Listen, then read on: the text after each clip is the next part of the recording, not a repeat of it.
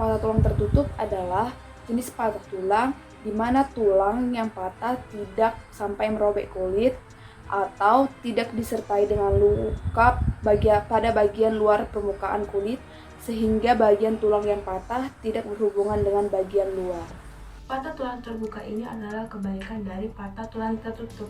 Jadi kondisinya ini terjadi ketika bagian ujung dari tulang yang patah itu robek kulitnya, hingga jaringan yang di bawah kulit dan tulang yang patah itu menjadi terlihat dari luar. Jadi patah tulang jenis ini biasanya disertai dengan luka di permukaan kulit yang daerah tulangnya itu patah. Makanya bagian tulang yang patah akan terlihat dari luar. Jenis patah tulang terbuka ini biasanya sangat jarang terjadi. Kalaupun terjadi, ini membutuhkan pertolongan pertama atau perawatan darurat. Patah tulang tidak lengkap itu merupakan kondisi di mana tulang tidak patah sepenuhnya atau tidak terbagi menjadi dua atau beberapa bagian. Jadi dia hanya terjadi keretakan pada tulang.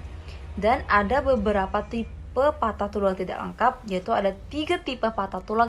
Tipe pertama ada hairline fracture atau disebut juga dengan stress fracture, di mana terjadi keretakan tapi retaknya tipis setipis helai rambut. Kedua ada green stick fracture, di mana tulang itu retak tapi bengkok. Yang terakhir ada Buckley fracture atau disebut juga dengan torus fracture, di mana kondisi tulang itu patah tapi tidak sampai memisahkan kedua sisi tulang, tapi terdapat benjolan atau yang menonjol di daerah retakan tersebut. Patah tulang lengkap.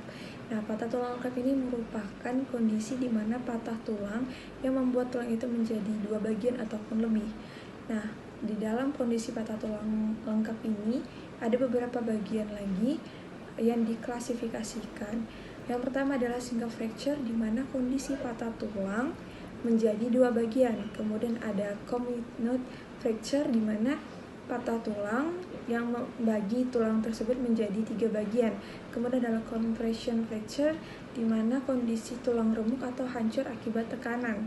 Displaced fracture adalah kondisi tulang yang remuk berkeping-keping kemudian keluar dari tempatnya. Sedangkan non-displaced fracture itu adalah kondisi tulang berkeping-keping namun tidak keluar dari tempatnya. Kemudian ada segmental fracture, di mana tulang patah menjadi beberapa bagian namun tidak berkaitan satu sama lain, sehingga ada bagian tulang yang tampak melayang.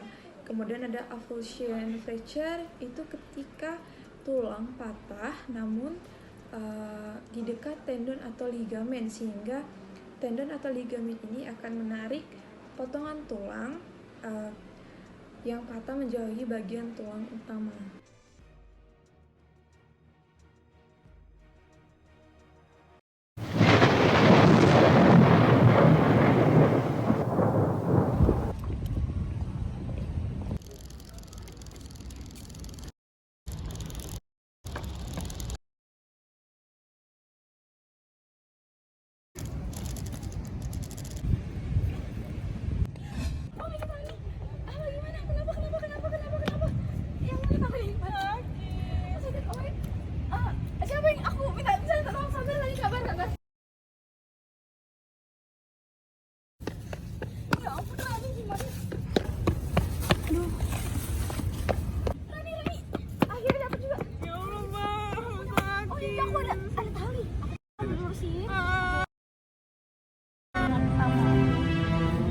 Aku ada tali tas.